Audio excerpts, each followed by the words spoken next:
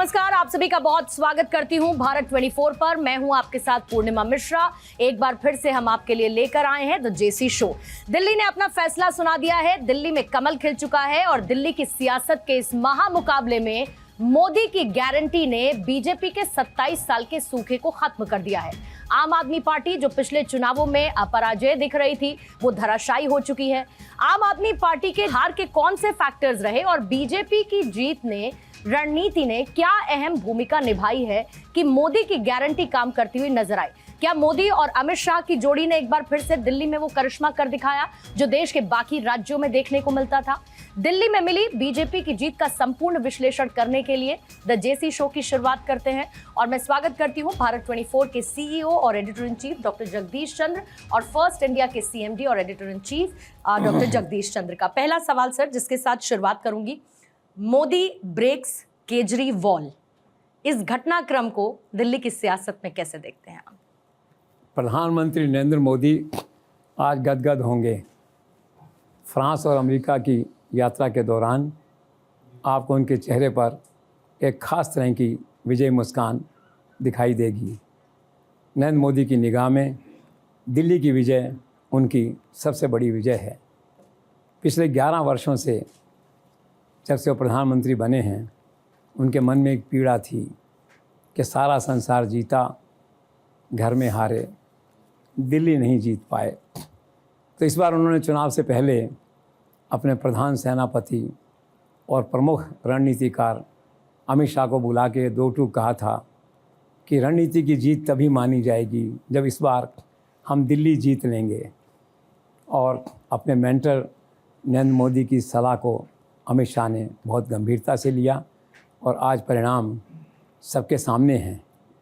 कुल मिला के कहा जा सकता है कि केजरीवाल की जो दीवार थी, केजरी वॉल जिसको आज हमने लिखा है, उसको नरेंद्र मोदी ने अब पूरे तौर पर ध्वस्त कर दिया है, ब्रेक कर दिया है, या यूँ कहिए कि मोदी ने अपना बुलडोज़र केजरीवाल की इस दीवार पर चला दिया है।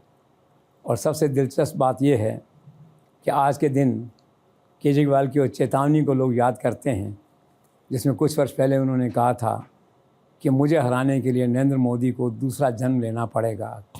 अब आप ही देखिए कहाँ आज नरेंद्र मोदी 50,000 फीट की ऊंचाई पर एयर इंडिया वन में उड़ते हुए मोदी, और कहाँ चांदनी चौक के बाज़ार में धरती पर खड़े होकर उसी आकाश की ओर देखते हुए केजरीवाल। यही सब है, इसीलिए कहा है कि Modi breaks the Kejriwal. Right sir, प्रधानमंत्री नरेंद्र मोदी ने दिल्ली चुनाव में चुनाव प्रचार के दौरान आपदा हटाओ एक नारा दिया। आपको लगता है कि ये नैरेटिव कितना असरदार रहा इस चुनाव में? ये सुपरहिट नैरेटिव था।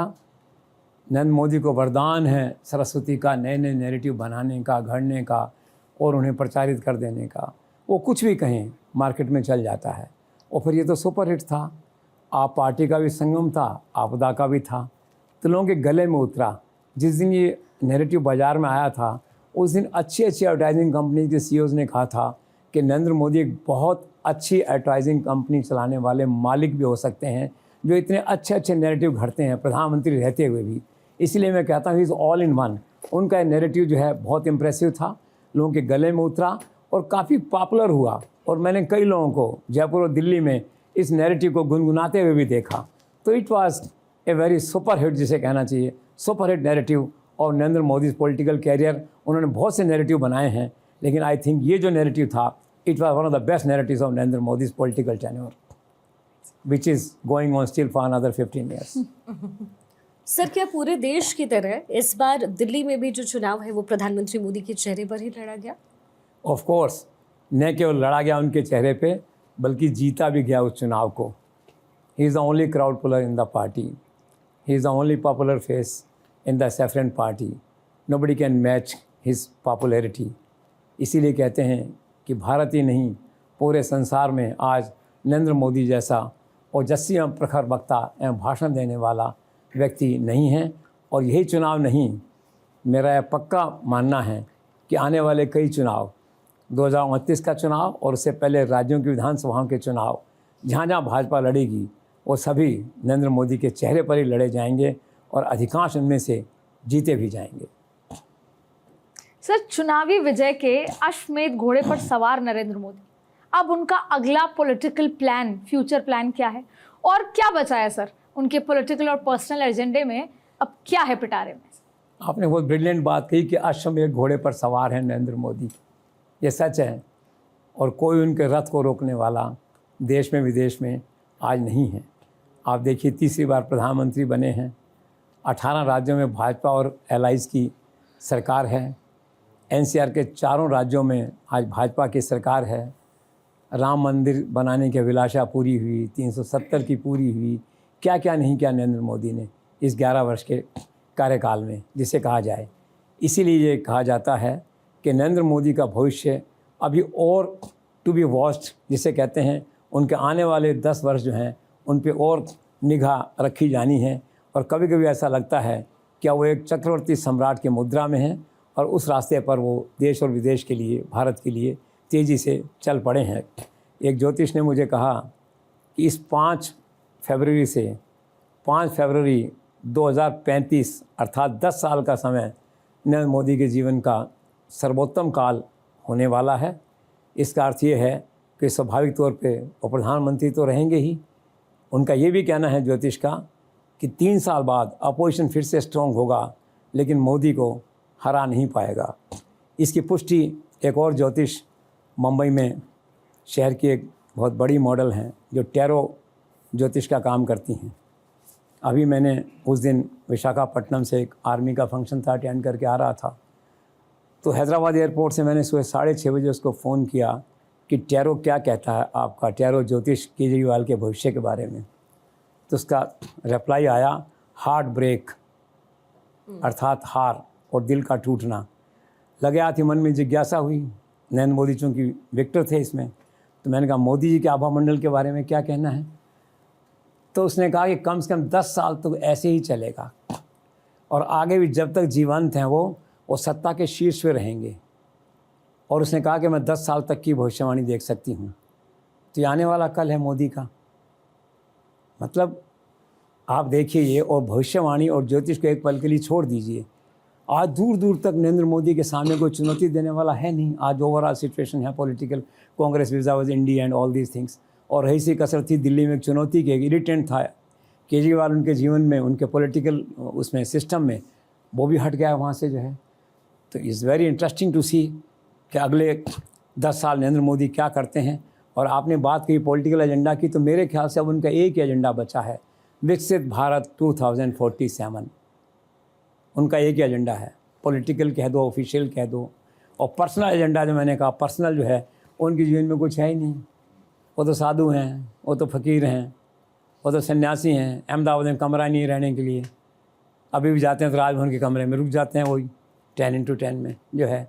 तो पर्सनल एजेंडा तो ज़ीरो है, वो पहले बात हो चुकी है। और ऑफिशियल एजेंडा ये है कि उनको विकसित भारत 2047 को पूरा करना है। नाउ इंटरेस्टिंग टू सी कि नरेंद्र मोदी आने वाले 10-15 वर्षों में या 10 वर्षों में, जो है ज्योतिष कह रहा है, कैसे इसको लागू करते हैं, कैसे पूरा करते हैं। और हम अपने आप को कब गौरवान्वित महसूस करते हैं कि अब हम विकासशील नहीं, विकसित राष्ट्र के नागरिक हैं, डेवलप राष्ट्र के नागरिक हैं। सो लेट्स सी। पर सर एक सवाल ये भी आता है कि पीएम मोदी ने वोटिंग से पहले अपने बीजेपी कार्यकर्ताओं संग एक वर्चुअल बात की थी। इस वर्चुअल बैठक में ऐसी क्या बात कह दी पीएम मोदी ने, इस पर हर कोई जानना चाह रहा है। देखो वो है ना, उमंग भरते हैं लोगों में नरेंद्र मोदी, अपनी वाणी से है ना उत्साह भरते हैं लोगों में। उन्होंने कहा कि ये हमारी जड़ों की संस्कृति है। बूथ की बात थी कि बूथ को कैसे मैनेज करना है, बूथ पे वोटर को कैसे लाना है। और उन्होंने कहा मुझे कहते हुए गर्व है कि भाजपा की बूथ कल्चर में 3-3 पीढ़ी के लोग आ रहे हैं। अर्थात दादाजी इसी बूथ पे थे भाजपा के, आरएसएस के, फिर पिता ही थे और उनका लड़का उसी बूथ पे आके काम कर रहा है। तो हमको हर बूथ पे काम करना है और ये इंश्योर करना है कि जितने वोट पोल हों, कम से कम उसका 50% पोलिंग वोट जो है, पोल्ड वोट जो है, वो भाजपा को मिलना चाहिए। और उन्होंने इस तरह एक प्रेरणा दी लोगों को जो है। तो उसका उत्साह, उस परिणाम जो है उसके भाषण का, उनकी प्रेरणा का, वो आपके सामने है। It was a great encouraging story on the part of Narendra Modi. Sir Delhi में बीजेपी की जीत क्या दिल्ली की राजनीति में आए एक ताज़ा हवा के झोंके के समान है? बिल्कुल है भाई। नरेंद्र मोदी ने खुद ने कहा है कि जो लोग आए थे उन्होंने कहा था हम राजनीति छोड़कर काम करेंगे, और पक्के बेईमान निकले, ये उन्होंने कहा खुद ने जो है। और ये भी उन्होंने कहा कि शॉर्ट कट वाले आए थे वो शॉर्ट सर्किट हो गए। फिर ये भी कहा कि झूठे वायदे करने से राजनीति नहीं चलती। फिर ये भी कहा कि अन्ना हजारे की आत्मा आज चैन में होगी कि उनका एक जो शिष्य था वो लायक नहीं निकला और उनके मन में पीड़ा थी, तो पीड़ा भी आज उनकी जो है वो दूर हो चुकी होगी। तो कुल मिला क्या है कि दिल्ली में इस तरह का माहौल बन गया था, कभी भ्रष्टाचार की बात हो रही थी, कभी प्रदूषण की बात हो रही थी, कभी गंदी नाली सड़कों की बात हो रही थी, कभी कुछ और बात हो रही थी। तो शहर में घिचमिच हो गई थी एक तरह से जो है ये। तो लोग उम्मीद कर रहे हैं कि अब डबल इंजन की सरकार होगी जो है, तो एक ताज़ी हवा के झोंके के समान होगी और लोगों की, दिल्ली वालों की जो पुरानी अभिलाषाएं हैं डेवलपमेंट की, रहन सहन की, प्रदूषण मुक्त जीवन की, और सड़कें साफ़ हों, पानी रेगुलर आए, यमुना ठीक हो, ये सब बातें उनकी पूरी होंगी। इसीलिए माना जा रहा है कि ये जो नई सरकार आ रही है ये एक ताज़ी हवा के झोंके जैसी होनी चाहिए, ऐसी अपेक्षा है। सर, नरेंद्र मोदी ने आम आदमी पार्टी के भ्रष्टाचार का जिक्र करते हुए कहा कि जो दिल्ली वालों से लूटा है वो दिल्ली वालों को वापस लौटाना होगा। इसके मायने क्या हैं? इसका मायने क्लियर हैं कि नरेंद्र मोदी का जो एंटी करप्शन एजेंडा है वो और तेज़ी से काम करेगा। आपके जो कोई ऐसे स्कैंडल हैं जो उनकी निगाह में नहीं थे, जिन पे कार्रवाई नहीं हुई है, उनमें नए सिरे से कार्रवाई होगी। जो पुराने केसेस हैं उनको तेज़ी से गवर्नमेंट एजेंसीज जो हैं परस्यू करेंगी। CAG की 14 रिपोर्ट्स अभी पेंडिंग पड़ी हैं, वो विधानसभा में पेश होंगी, स्वीकार होंगी, उन पर फिर कार्रवाई शुरू होगी। तो कुल मिला के जो अगला एक वर्ष है आपके लिए, नरेंद्र मोदी के लिए एक एंटी करप्शन एजेंडा की तरह होगा, करप्शन रिमूवल एजेंडा की तरह काम करेगा। इसलिए उनका भाव ये था कि जो कमाया है वो जनता को लौटाना पड़ेगा। सर, देश की राजधानी होने के साथ साथ दिल्ली एक तरीके से इंटरनेशनल कैपिटल भी है, जहाँ बहुत सारे देशों के दूतावास हैं, इंटरनेशनल मीडिया है, इंटरनेशनल कम्युनिटी है। तो दिल्ली में जो बीजेपी की ये जीत हुई है उसके जरिए लोगों को क्या मैसेज गया? You are absolutely correct. This visit is beyond the boundaries of New Delhi. दूतावास हैं, अंतर्राष्ट्रीय मीडिया है, अंतर्राष्ट्रीय एजेंसियाँ हैं, वो अपने अपने राष्ट्रों को संदेश भेजती हैं, पोस्ट भेजती हैं, असेसमेंट भेजती हैं। उनका अब एक ही मैसेज है, एक ही लाइन का, India now has a very very strong prime minister who can win anything, who can defeat anybody. तो इससे नरेंद्र मोदी का जो आभा मंडल है, भारत का जो आभा मंडल है, या जो हमारी लीडरशिप है, उसके लिए बड़ा एक स्ट्रॉन्ग मैसेज जो है अक्रॉस द कंट्री, विदेशों में गया है। सर, प्रधानमंत्री नरेंद्र मोदी ने हाल ही में पिछले दिनों एक सुपरहिट पॉडकास्ट इंटरव्यू दिया और अब उसी से प्रभावित होकर प्रधानमंत्री नरेंद्र मोदी की अमेरिका यात्रा के दौरान वहां की भी एक जो टॉप पॉडकास्टर है वो उनका इंटरव्यू लेना चाहते हैं। अगर हम बात करें अमेरिका की, वहां तक भी जिस तरह से प्रधानमंत्री नरेंद्र मोदी के प्रति लोगों की दीवानगी बढ़ रही है, इसके पीछे आप क्या एक्सपेक्ट देखते हैं? यही है नरेंद्र मोदी का व्यक्तित्व है, दैविक शक्ति है। वो तो एक बार कहा भी था कि मुझे ईश्वर ने कुछ करने के लिए भेजा है यहाँ पे जो है। असाधारण बात है, पूरे संसार में कहीं भी चले जाइए, चाहे वो राष्ट्र हमारे पक्ष में है या विपक्ष में है, वो मोदी की बात ज़रूर करेगा, पूछेगा नरेंद्र मोदी कैसे हैं और क्या है। तो उनका कहना भी ये है, ये वहाँ के जो टॉप पॉडकास्टर हैं उन्होंने इच्छा जताई है अपनी नरेंद्र मोदी से मिलने की, इंटरव्यू करने की, और उन्होंने अपने उस आर्टिकल में लिखा है कि मैं नरेंद्र मोदी के आकर्षक व्यक्तित्व से बहुत प्रभावित हूँ, उनका मानवीय पहलू बड़ा सशक्त है, मैं उनसे जल्द मिलना चाहता हूँ, मैं वेट नहीं कर सकता। ठीक है, और वो कोशिश करेंगे कि प्रधानमंत्री की यात्रा के दौरान उनका इंटरव्यू वहाँ हो जाए। Let's see, but this is really a Narendra Modi miracle across the boundaries of the country. Sir, प्रधानमंत्री नरेंद्र मोदी के परीक्षा पर चर्चा के प्रयोग को आप किस तरह से देख रहे हैं?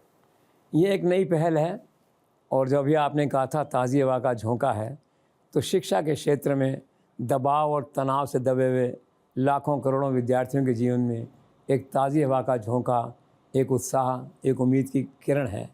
आज आप देखते हैं, कोटा ले लीजिए और दूसरे शहर ले लीजिए, हर रोज़ हर हफ्ते कोई न कोई बच्चा लटक जाता है, फांसी खा लेता है।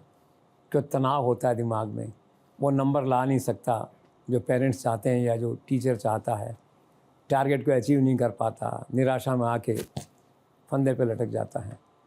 तो नरेंद्र मोदी इस प्रवृत्ति से बहुत चिंतित हैं, कई वर्षों से मैंने देखा है। तब उन्होंने फिर से ये मैसेज दिया है और ये कार्यक्रम चालू किया है ताकि अभिभावकों को, पेरेंट्स को, जो बच्चों पे दबाव डालते हैं या टीचर्स पे जो दबाव डालते हैं एक टारगेट को पाने के लिए, मैसेज क्लियर जाए कि परीक्षा पे ध्यान दो, लेकिन तनाव में मत रहो। परीक्षा जीवन नहीं है, जीवन का केवल एक पार्ट है। विद्यार्थियों को स्वतंत्र मैदान में रखो, कमरों में कैद मत करो। तो एक नई संस्कृति एजुकेशन की उसकी तरफ इशारा कर रहे हैं नरेंद्र मोदी। तो इससे क्या है, बच्चों में, लाखों करोड़ों विद्यार्थियों में एक नई उमंग और एक नया उत्साह, या कहिए कि एक संबल मिलता है उनको, कोई हमारे साथ खड़ा है। और इसी तरह से परीक्षा पे चर्चा अगर चलता रहा तो आप देखना आगे चल के नरेंद्र मोदी जो देश की युवा पीढ़ी है, जो स्कूल वाली पीढ़ी है, उसमें एक जननायक के रूप में उभरेंगे, एक लोकप्रिय व्यक्ति के रूप में उभरेंगे, और एक अच्छा प्रयास है। सर, केंद्र सरकार के गृह मंत्री अमित शाह, पूर्व राष्ट्रीय अध्यक्ष और स्ट्रैटेजिस्ट अमित शाह, इस दिल्ली चुनाव में उनकी पॉलिटिकल स्ट्रैटेजी कितनी काम आई? और आपको क्या लगता है कि जो नरेंद्र मोदी का सपना था दिल्ली में सरकार बनाने का, उसमें अमित शाह का योगदान आप कैसा देखते हैं? Amit Shah has a major contribution, a major role in Delhi elections. इसीलिए कहा गया है कि under Narendra Modi supervision he is the man of the match. Narendra Modi ने जो चुनौती उनको दी थी, जो टारगेट दिया था, जिम्मेदारी दी थी, उसे उन्होंने स्वीकार किया और उसे लागू करके दिखाया। यही खासियत है अमित शाह की, जो जिम्मेदारी हाथ में लेते हैं, जो लक्ष्य हाथ में लेते हैं, उसको येन केन प्रकेण प्राप्त करके ही रहते हैं। और उन्होंने क्लियर मैसेज दिया है फिर से कि only delivery counts in life, and at the end of the day Amit Shah is a big big big delivery man in this country. और आपने स्ट्रैटेजी की बात कही, तो उन्होंने इस बार कहा कि नैरेटिव के बजाय हम ग्राउंड पे जाएंगे, man to man marking, house to house marking. और उसके अलावा जो आज तक मैंने पार्टी कार्यकर्ता के रूप में या संगठन में काम करते हुए सीखा था, वो सब मैं चुनाव में लगाऊंगा, कार्यकर्ताओं पे फोकस करूंगा, उन्हें गाइड करूंगा। और ये सब कुछ जो है अमित शाह ने किया, और आज परिणाम जो है वो हम सबके सामने है। सर, अमित शाह से रिलेटेड ही उनके आसपास के जो लोग हैं वो अब ये कहने लगे कि अमित शाह की पर्सनैलिटी में एक फ्लेक्सिबिलिटी आ गई है। पहले एक वो टफ शासक की तरह थे, उनसे बात करने में शायद थोड़ी झिझक रहती थी। तो ये जो पर्सनैलिटी कल्ट में आपको जो चेंज नज़र आ रहा है अप्रोच में, वो कैसे देखते हैं आप? ए ब्रिलियंट ऑब्जर्वेशन, बिल्कुल फैक्ट है ये, और अच्छा लगता है सबको। मुझे अच्छा लगा सुन के, वरना अमित शाह के चेहरे और भाव को देखते ऐसा लगता है ना हमेशा गुस्से में हैं, कभी इनसे बात होगी कि नहीं, कैसे मिलना होता है। लेकिन ये नया परिवर्तन जो उनमें आया है फ्लेक्सिबिलिटी का, मीडिया में कम से कम सभी लोग खुश हैं, सभी लोग स्वागत करते हैं, वो बैठते हैं, लोगों के साथ नॉर्मल डायलॉग करते हैं। और सबसे बड़ी बात ये है, अगर मैं इसको प्रिसाइजली अगर कहूँ तो हम कह सकते हैं कि his personality is turning now from a tough administrator to a statesman. एक स्टेट्समैन होता है, खाली टफ एडमिनिस्ट्रेटर नहीं होता। अभी आप देखिए, वहाँ गए थे गंगा नहाने प्रयागराज, कितना अच्छे फ़ोटोज़ आए, कितना अच्छा मीडिया ने कवर किया। तो मुझे लगा उससे कि उनकी जो एक्सेप्टेबिलिटी अमित शाह की, apart from his being tough और बीइंग फ्लेक्सिबल, उनकी जो एक्सेप्टेबिलिटी है आफ्टर नरेंद्र मोदी, वो बढ़ रही है देश में। आदमी का एडमिनिस्ट्रेटर होना अलग बात है, पब्लिक में उसकी लोकप्रियता और एक्सेप्टेबिलिटी होना अलग बात है। अब क्या है कि I think he is learning tips from his mentor Narendra Modi, और उनकी एक्सेप्टेबिलिटी जो है वो बढ़ रही है। यही अमित शाह का नया रूप है, नया चेहरा है, जिसका स्वागत किया जाना चाहिए। सर, दिल्ली में एक परसेप्शन है बीजेपी को लेकर कि बीजेपी बनिया और पंजाबियों की पार्टी है। अमित शाह ने इस मिथ को तोड़ा, ये सब कैसे संभव हो पाया? ये संभव हो पाया कि देखो, मैंने कहा ना, अमित शाह तो कुछ भी कर सकते हैं और लॉजिकल तरीके से करते हैं। और पंजाबियों का आप देखिए कि 28 में से 23 सीट बीजेपी के पास हैं, सिखों की 4 में से 3 सीट बीजेपी ने जीती हैं, तो साम्राज्य उनका बना हुआ है। लेकिन अमित शाह चाहते हैं कि पार्टी को एक्सपांड किया जाए, पार्टी के बेस को और आगे बढ़ाया जाए, खाली एक वर्ग विशेष तक पार्टी नहीं रहे जो है। तो उन्होंने क्या किया, दलित को जोड़ा। आप देखिए 12 में से 4 एससी के इनके पास आए हैं, ओबीसी में आप देखिए 22 में से 16 ये लोग लाए हैं। और एक बहुत बड़ा फैक्टर जो अमित शाह ने किया था कि इसमें अमित शाह की एंट्री हुई झुग्गी झोपड़ी पॉलिटिक्स में जो है। और क्या से क्या आपने देखा, कितने झुग्गी झोपड़ी अध्यक्षों को उन्होंने बुलाया, उनके लीडर्स को बुलाया, घर पे मीटिंग करी, उनको कन्विंस किया, उनको भरोसा दिलाया, और परिणाम जो है वो हमारे सबके सामने है। मित ऐसे थोड़ा उन्होंने इस तरह से उस कास्ट के लोगों को लाए, दलित को लाए, ओबीसी को लाए, और इन लोगों में उनको एंट्री कराई, उनमें इनके साथ रखा, इनके साथ कुछ दिन लोग रहे, वहाँ पे जीवन यापन किया, एक दूसरे को समझा। उसका इम्पैक्ट है, और इम्पैक्ट अपने सामने है। तो अमित शाह की स्ट्रैटेजी का जो आदित्य ने सवाल पूछा था, एक मेजर इशू ये था कि अमित शाह की झुग्गी झोपड़ी एंट्री उनकी पॉलिटिक्स में होना, ये एक मेजर डेवलपमेंट था। सर, राहुल गांधी और अरविंद केजरीवाल की जो पॉलिटिकल एनिमिटी है, जो राजनीतिक शत्रुता है, इस समय अपने चरम पर है। ऐसे में अभी गृह मंत्री अमित शाह क्या सोच रहे होंगे? अमित शाह फिलहाल मुस्करा रहे हैं। जो काम उन्हें करना था कुदरत ने कर दिया या उनके रिमोट कंट्रोल पॉलिटिक्स ने कर दिया, कुछ भी आप उसको माने, पर उनके मन में एक आशंका ज़रूर होगी कि जो शत्रुता का भाव आया दोनों में, जो टकराव आया है, जिसमें दोनों एक दूसरे को नष्ट करके नष्ट हो चुके हैं, ये क्या फिर कभी साथ होंगे क्या? ये चिंता आज उनके मन में ज़रूर एक बार एक संभावना आनी चाहिए। अमित शाह क्या संभावनाओं की राजनीति देखते हैं, तो एक संभावना से इनकार नहीं है। दोनों का हृदय परिवर्तन हो सकता है, केजरीवाल का और राहुल का, अपनी अपनी असफलताओं से प्रेरित होकर या मजबूर होकर कि चलो हुआ सो हुआ, एक बार फिर हाथ मिलाते हैं। अगर ऐसा है तो फिर नए सिरे से सोचना होगा सारी रणनीति को। लेकिन बहरहाल Amit Shah is a amuse person, he is just, जिसे कहना चाहिए, watching this development, smiling. Sir, एक साइलेंट परफॉर्मर और एक grass root worker JP Nadda, sir उनका भी काफ़ी एक्टिव रोल था अभी चुनाव में। आप किस तरह से इसको देखते हैं और उनके नए लुक को क्या आपने नोटिस किया? देखिए, दो बातें इसमें जो मैंने आपसे कहा, he is A lucky charm for BJP. वो जब से आए बीजेपी अधिकांश चुनाव जीत गई है। अगर पार्टी प्रेसिडेंट के रूप में देखा जाए तो उनकी स्ट्राइक रेट जो है अब तक जितने पार्टी प्रेसिडेंट हुई हैं उन सबसे ज़्यादा है। ऑफ कोर्स ही इज़ ए, जिसे कहना चाहिए कि silent operator, silent performer, non controversial. और इस चुनाव में उनका रोल ये था कि जो संगठन के लोग हैं, पार्टी कार्यकर्ता हैं, जो चुनाव में गए हैं, उनको समय पे सब चीज़ें, उनकी ज़रूरतें पूरी हैं कि नहीं, बहुत बड़ा काम होता है कि उस सारे काम को उनके नेतृत्व में बहुत अच्छे से हुआ। या दिल्ली के अंदर जो नरेंद्र मोदी अमित शाह से लगातार संपर्क में रहे, तो एक प्रॉपर कोऑर्डिनेशन पार्टी प्रेसिडेंट का जो होता है गवर्नमेंट के साथ, वो उन्होंने जो है इंश्योर किया। और नड्डा के बारे में एक बात और आपको माननी पड़ेगी कि उनका कद लगातार बढ़ रहा है। आश्चर्य की बात है कि उनका कार्यकाल ख़त्म होने के कगार पे है, लेकिन उनकी रेलेवेंस, उनका रिकॉग्निशन, उनका कंट्रीब्यूशन कॉन्ट्ररी और आगे बढ़ रहा है।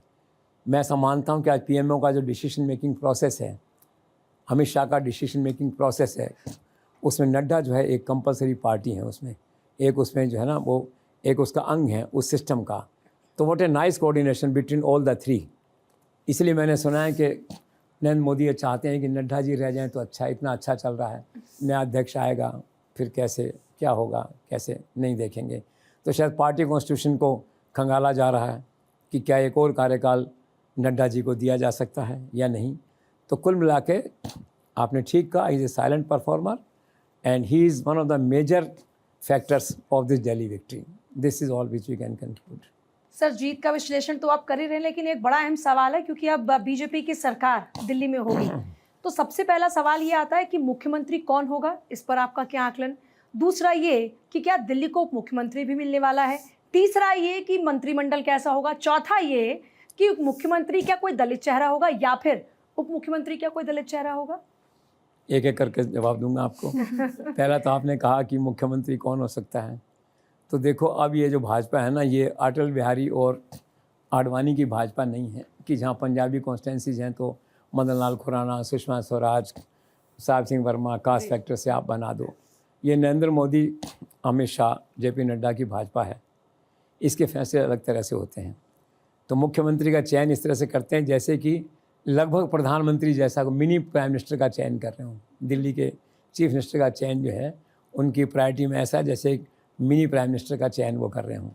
अभी देखा 2 दिन से बैठक हो रही है, जेपी नड्डा अमित शाह के बीच बात हो रही है, शायद प्रधानमंत्री से भी कुछ चर्चा अनौपचारिक हो रही होगी जो है, और उसको खूब तरह तरह के एक्सपेरिमेंट करके, तरह तरह के मॉडल बना के उनका अध्ययन किया जा रहा है। ये भी कहा जा रहा है कि नया मुख्यमंत्री जो है वो ऐसा हो जो हाई प्रोफाइल नहीं हो, पावर सेंटर नहीं बने जो है, और जिसको हम आगे पेश कर सकें, आने वाले कल की राजनीति को दिखाता हो। और राज्यों में जो मुख्यमंत्री हैं जिसमें कास्ट है, रीजन है, एफिशिएंसी है, पॉलिटिकल स्ट्रैटेजी है, फैक्टर हैं जो डिसाइड करते हैं चीफ मिनिस्टर के सिलेक्शन को, इस चयन का उन पर क्या प्रभाव पड़ेगा। तो इस प्रकार से क्या है कि दिल्ली के मुख्यमंत्री का चयन एक बड़ी एक्सरसाइज हो गया है, और ऐसा माना जा रहा है कि प्रधानमंत्री के विदेश यात्रा से लौटने के बाद ही 14-15 तारीख के आसपास ही उसकी शपथ होगी। और वैसे नाम जो हैं बहुत सारे हैं। स्वाभाविक नाम एक प्रवेश का चल रहा है जिसने केजरीवाल को हराया है। हालांकि पिछले 4 दिनों से वो मुख्यमंत्री जैसा व्यवहार कर रहे हैं, दिल्ली में घूम रहे हैं गाड़ी में, तो उनको आला कमान ने कहा भी मुख्यमंत्री जैसे मत दिखो, अब इसे सीएम मत चलो, इससे चांसेस ख़राब होते हैं। फिर विजेंद्र की बात आ रही है, फिर कोई रेखा गुप्ता की बात आ रही है, there is a list of people जिसे आप कह सकते हैं। लेकिन नरेंद्र मोदी, अमित शाह की सीक्रेसी और डिसीजन का अनुमान नहीं लगाया जा सकता, तो चौंकाने वाला चेहरा बिल्कुल आ सकता है। लेकिन एक बात तय है मेरे हिसाब से कि होगा विधायक ही वो, ऊपर से पैराशूट से कोई नहीं उतारा जाएगा। तो नए मुख्यमंत्री को चयन के लेके ये सब चल रहा है। अब आपने कहा कि डेप्यूटी चीफ मिनिस्टर इसमें होगा कि नहीं जो है, तो मुझे लगता है जो भाजपा का मॉडल है इन दिनों, जो उनका नैरेटिव है जिस तरह का, उसमें निश्चित तौर पे कम से कम एक डिप्टी चीफ मिनिस्टर होगा, ताकि उसमें caste, region, experience, political strategy, जो बेसिक फैक्टर्स हैं उनको उसमें एकोमोडेट किया जा सके। तीसरा आपने कहा कि क्या दलित मुख्यमंत्री बन सकता है? बन सकता है, लेकिन जिस दलित की संभावना थी ज़्यादा वो चुनाव हार गए। जो दूसरे दलित हैं वो आए हैं कांग्रेस से बीजेपी में जो है, तो हो सकता है प्रश्न चिन्ह ऐसा लगे उनके बारे में, तो होने को कुछ भी हो सकता है। बाकी it is very difficult and almost impossible to assess और गेज द जजमेंट और predictions of Narendra Modi and Amit Shah. So let's see and wait. Sir, ये तो प्रेडिक्शंस की बात हो गई, लेकिन जिस तरीके से दिल्ली में चुनावी नतीजे आए, अरविंद केजरीवाल के हार के कारण, उनके पतन के कारण, और 27 साल बाद बीजेपी की घर वापसी के मुख्य कारण आपको क्या समझ में आते हैं? देखो, सबसे बड़ा कारण तो ये है कि केजरीवाल का दुर्भाग्य था कि वो सीधे नरेंद्र मोदी से टकरा गए। This election was Narendra Modi versus Kejriwal, तो केजरीवाल को हारना ही था। और नरेंद्र मोदी ने ज़बरदस्त नैतिक साहस दिखाया और ख़ुद को मैदान में उतारा, जिसे कहते हैं लीडरशिप दी, फ्रंट से लड़े वो। और दिल्ली की बस्तियों में जब उन्होंने वोट मांगा तो उन्होंने कहा कि इस बार आप नरेंद्र मोदी को सेवा करने का मौका दीजिए। मतलब नरेंद्र मोदी खुद एज सीएम आपका वोट मांग रहा है, बहुत बड़ी बात थी। और दूसरी ओर क्या है, नरेंद्र मोदी ने कम्प्लीटली ही डेस्ट्रॉयड, जिसे कहना चाहिए अरविंद केजरीवाल, उसकी सारी इमेज और सारी उसकी पर्सनैलिटी और एक ईमानदार आदमी की छवि जो लेके बहुत पहले चले थे, शराब घोटाले और दूसरे तरीक़ों से और नए नए हमलों से जो है, नरेंद्र मोदी ने, जिसे कहना चाहिए राजनीति की भाषा में, केजरीवाल की पर्सनैलिटी को एक तरह से बर्बाद कर दिया। केजरीवाल खड़ा ही नहीं उसका जनता के सामने, कहना चाहिए। तो सबसे बड़ा कारण ये था कि लड़ाई was between Modi versus Kejriwal, उसको हारना उसकी नीति थी उसमें, वन। सेकंड था कांग्रेस के साथ अलायंस नहीं होना। वो संदीप दीक्षित, अगर अलायंस होता तो सिचुएशन डिफरेंट होती।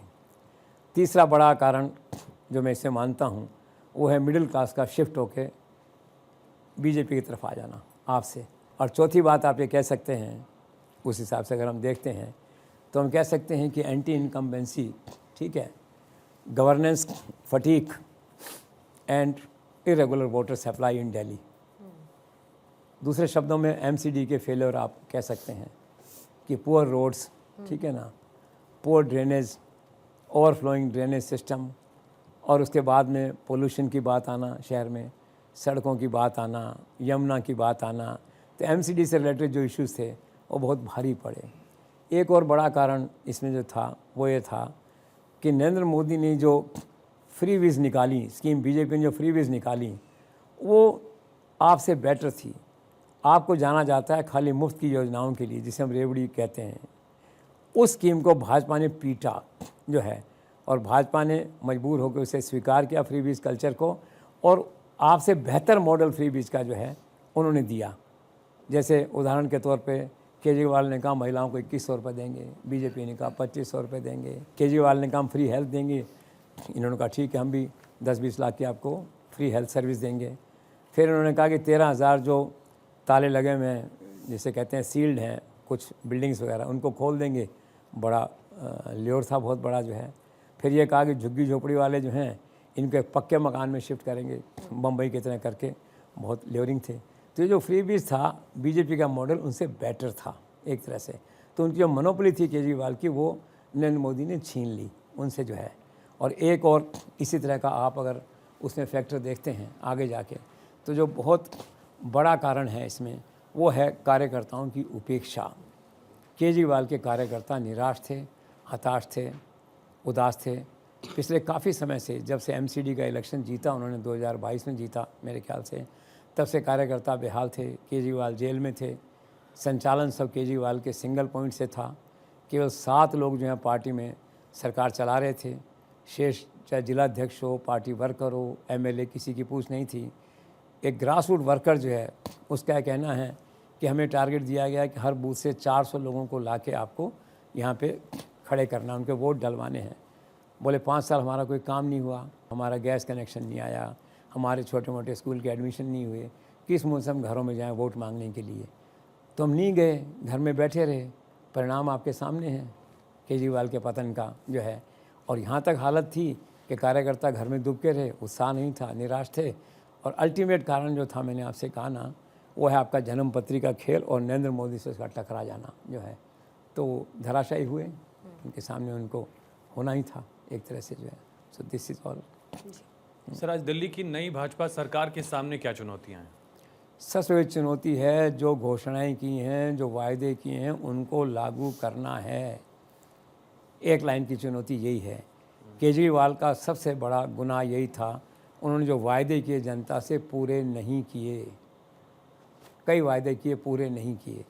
जनता में उनका भरोसा टूटा। अन्य बातों के अलावा, वो चाहे प्रदूषण था, चाहे करप्शन था, कुछ भी था, वो अलग फैक्टर्स हैं, लेकिन ये बेसिक कारण ये था, उन्होंने वायदे पूरे नहीं किए।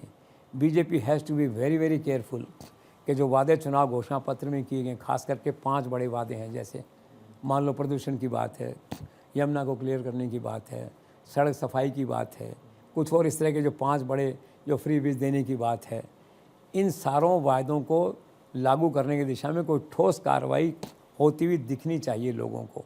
वैसे ठीक है, चुनाव 5 साल बाद होंगे, लेकिन इस बार क्या है कि नरेंद्र मोदी की क्रेडिबिलिटी स्टेक पे है।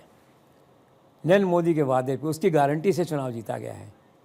तो नरेंद्र मोदी को खुद को इंश्योर करना होगा, पीएमओ को इंश्योर करना होगा रिमोट कंट्रोल से कि जो वादे किए गए हैं उनका प्रॉपर बजट एलोकेशन हुआ है कि नहीं, उनके इम्प्लीमेंटेशन की क्या स्टेज है।